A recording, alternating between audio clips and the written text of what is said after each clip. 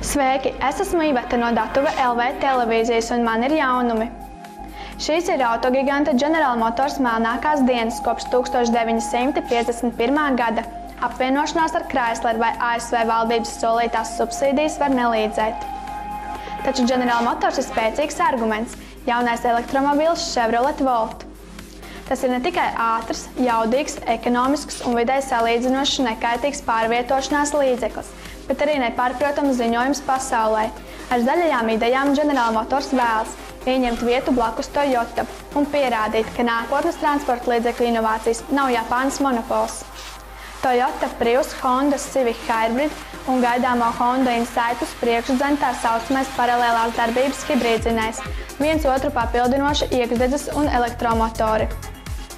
Savukārt Volt iekšdedzes dzinējs vienkārši darbina elektroģeneratoru, kurš uzlādē 16 kWh litija-jonu akumulatorus.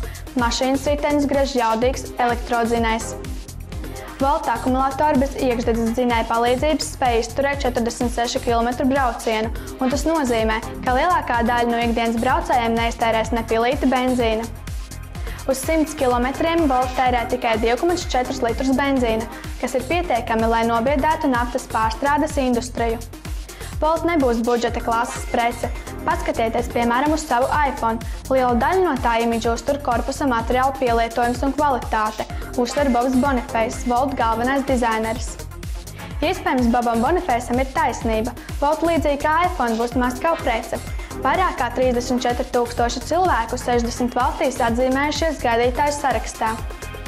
Šie bija Datuve LV jaunumi.